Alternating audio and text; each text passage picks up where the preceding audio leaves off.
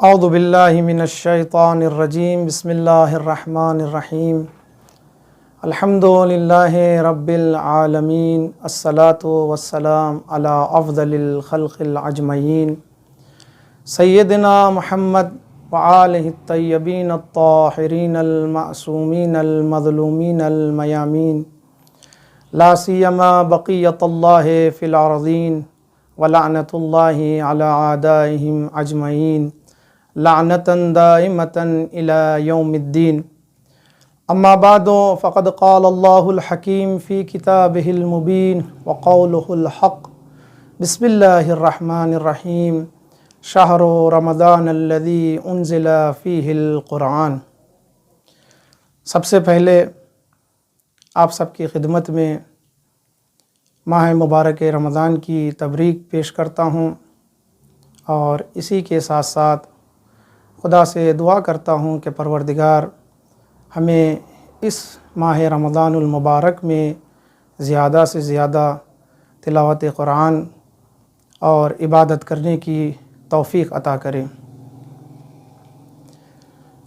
پروردگار عالم قرآن مجید میں ارشاد فرما رہا ہے، شہر رمضان الذی انزل فیہ القرآن، ہم نے اس مہینے میں قرآن کو نازل کیا ہے۔ ماہ مبارک رمضان کی فضیلت کے سلسلے میں بہت زیادہ روایتیں وارد ہوئی ہیں۔ اس کی فضیلت کے لیے اتنا ہی کہنا کافی ہے کہ پروردگار عالم نے اس ماہ مبارک رمضان میں قرآن کو نازل کیا۔ شہر رمضان الذی انزل فیہ القرآن انا انزلناہ فی لیلۃ مبارکہ یا انا انزلناہ فی لیلۃ القدر وما ادراک ما لیلۃ القدر لیلۃ القدر خیر من الف شہر۔ یعنی جتنی بھی آسمانی کتابیں ہیں اسی ماہ مبارک رمضان میں نازل ہوئی ہیں۔ نبی مکرم صلی اللہ علیہ وآلہ وسلم فرماتے ہیں، جتنی بھی آسمانی کتابیں ہیں اسی ماہ رمضان المبارک میں نازل ہوئی ہیں۔ 6 ماہ رمضان المبارک کو توریت حضرت موسیٰ علیہ السلام پر نازل ہوئی۔ 12 ماہ رمضان المبارک کو انجیل حضرت عیسیٰ علیہ السلام پر نازل ہوئی، اور 18 رمضان کو زبور حضرت داؤد علیہ السلام پر نازل ہوئی، اور 23 رمضان کو قرآن ہمارے اور آپ کے آخری نبی حضرت محمد مصطفیٰ صلی اللہ علیہ وسلم پر قرآن نازل ہوا۔ یعنی جتنی بھی آسمانی کتابیں ہیں پروردگار عالم نے اسی ماہ مبارک رمضان میں نازل کیا ہے۔ اس کے علاوہ دوسری فضیلت ماہ مبارک رمضان کی، پروردگار عالم نے اس ماہ میں شب قدر کو رکھا ہے۔ یعنی شب قدر کا پایا جانا ماہ مبارک کے رمضان کی فضیلت کو بڑھا دیتا ہے۔ انسان کو اس دن زیادہ سے زیادہ عبادت کرے تاکہ پروردگار سے قریب ہو سکے۔ دیکھیے، جہاں پروردگار عالم نے ماہ مبارک رمضان کی اتنی فضیلت بیان کی، تو پروردگار عالم کہہ رہا ہے، نبی مکرم صلی اللہ علیہ وسلم ارشاد فرماتے ہیں، اگر کوئی انسان اس ماہ مبارک رمضان میں روزہ رکھتا ہے تو پروردگار عالم اس کو 5 انعام عطا کرتا ہے۔ سب سے پہلا جو روزے دار کے لیے پروردگار عالم انعام عطا کرتا ہے وہ یہ ہے کہ پروردگار عالم اس پر نظر رکھتا ہے، یعنی اس بندے پر خاص توجہ کرتا ہے، پروردگار کی رحمت اس کے شامل حال ہوتی ہے۔ یعنی جو بندہ اس ماہ مبارک رمضان میں روزہ رکھتا ہے تو پروردگار عالم کہہ رہا ہے، میں اس کو ہمیشہ اپنی خاص توجہ رکھوں گا۔ اور دوسرا انعام پروردگار عالم ارشاد فرما رہا ہے کہ الملائکۃ یستغفرون لہم فی لیلہم و نہارہم، پروردگار عالم فرشتوں کا 24 گھنٹہ اس مہینے میں نزول فرماتا ہے، اور ان فرشتوں کے ذریعے سے اس بندے کے لیے، اس روزے دار کے لیے طلب مغفرت کی دعا کرتا ہے۔ یعنی کتنا پروردگار کریم ہے، کتنا پروردگار رحیم ہے، ایک تو روزہ بھی رکھوا رہا ہے اور اس کے ساتھ ساتھ اس کے جزا کو بھی بتا رہا ہے، اور اپنے فرشتوں سے اس کے لیے مغفرت کی دعا کر رہا ہے۔ یعنی کیا کہہ رہا ہے؟ الملائکۃ یستغفرون لہم فی لیلہم و نہارہم، یعنی اپنے فرشتوں کو حکم دیتا ہے کہ اپنے فرشتے اس بندے کے لیے، اس روزے دار کے لیے طلب مغفرت کریں۔ یہ دوسرا انعام ہے اس روزے دار کے لیے۔ تیسرا انعام یعمر جنتہ، یعنی اپنی جنت کو حکم دیتا ہے۔ کیا حکم دیتا ہے؟ تزینا لعبادی، یعنی اپنے آپ کو سجا لے، کس کے لیے؟ اس روزے دار کے لیے۔ ہماری جان قربان ہو جائے پروردگار عالم پر، روزہ رکھوانے کے بعد انسان کو اس کی جزا بھی بتا رہا ہے۔ اگر کوئی انسان اس ماہ مبارک رمضان میں روزہ رکھتا ہے تو پروردگار اس کو جنت بھی عطا کرتا ہے۔ اور چوتھا انعام پروردگار کہہ رہا ہے فَإِذَا كَانَ آخِرُ لَيْلَةٍ غَفَرَ لَهُمْ جَمِيعًا، اللہ اکبر۔ جب انسان روزے اول سے لے کر آخر تک ماہ رمضان تک پہنچ جاتا ہے تو پروردگار اس کے سارے گناہ کو بخش دیتا ہے۔ کتنا پروردگار تواب ہے، چاہ بھی رہا ہے کہ بندہ میرے سے ہمیشہ وابستہ رہے، آئے میری بارگاہ میں میری عبادت کرے تاکہ میں اس کے گناہوں کو بخش سکوں۔ یعنی انسان اگر اس ماہ میں روزہ رکھتا ہے تو پروردگار عالم اس کے سارے گناہ کو بخش دیتا ہے۔ اور پانچواں انعام جو پروردگار عالم اس بندے کو، اس روزے دار کو عطا کرتا ہے وہ یہ ہے کہ جب روزے دار کے منہ سے بو نکلتی ہے، بدبو نکلتی ہے، جس کو انسان سونگھنا بھی پسند نہیں کرتا، جس کو انسان سونگھنا بھی پسند نہیں کرتا، پروردگار کہہ رہا ہے اس کی بدبو ہمارے لیے مشک و عنبر سے زیادہ بہتر ہے۔ یعنی یہ انعام اس بندے کے لیے ہیں جو اس ماہ میں روزہ رکھتا ہے۔ اسی لیے رسول اکرم صلی اللہ علیہ وآلہ وسلم ارشاد فرماتے ہیں اگر ماہ رمضان میں روزہ رکھتا ہے تو پروردگار عالم اس کو یہ تمام چیزیں عطا کرتا ہے۔ اسی لیے رسول خدا ارشاد فرماتے ہیں من تمسک فی شہر رمضان، جس نے ماہ رمضان کو مضبوطی سے پکڑ لیا، جس نے ماہ رمضان میں عبادتیں انجام دیں، جس نے تلاوت قرآن انجام دیا، جس نے شب داری کی، جس نے صلہ رحم کیا، جس نے انفاق کیا، تو پروردگار عالم ان کو یہ تمام چیزیں عطا کرے گا۔ اب سوال یہ پیدا ہوتا ہے کون سا روزہ ہے کہ جو یہ 5 انعام ہمیں عطا کرتا ہے؟ کیا روزہ رکھنے کے بعد انسان کوئی ایسا کام کرے کہ جس کی وجہ سے پروردگار عالم یہ 5 انعام عطا کرے گا، یا اس کے کوئی خاص شرائط ہیں؟ بعض اوقات ایسا ہوتا ہے انسان روزہ تو رکھتا ہے لیکن روزہ رکھنے کے بعد انسان گناہ بھی انجام دے رہا ہے، کسی کا مذاق بھی اڑا رہا ہے، کسی پر ظلم بھی کر رہا ہے، کنایے میں کسی کو تکلیف بھی پہنچا رہا ہے۔ کیا ایسا روزہ انسان کو وہ 5 انعام عطا کرے گا، یا اس کے کوئی خاص شرائط ہیں؟ تو اس سلسلے میں ہم رسول خدا صلی اللہ علیہ وآلہ وسلم ارشاد فرماتے ہیں 6 شرطیں ہیں، اگر روزے دار ان 6 شرطوں کی رعایت کرے گا، اپنے آپ کو بچائے گا، تب پروردگار عالم وہ اس بندے کو، اس روزے دار کو وہ 5 انعام عطا کرے گا۔ سب سے پہلا ان یحفظ دینہ، یعنی اپنے دین کی حفاظت کرے۔ کیسے؟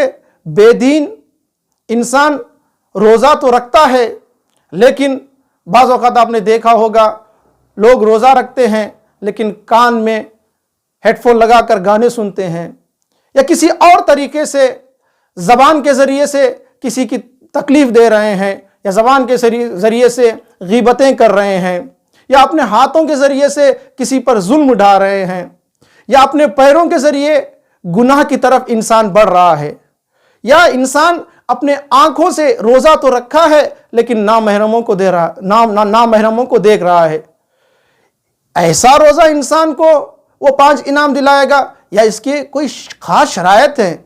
تو رسول نے سب سے پہلی جو شرط بتائی ان یحفظ دینہ، یعنی اپنے دین کی حفاظت کرے۔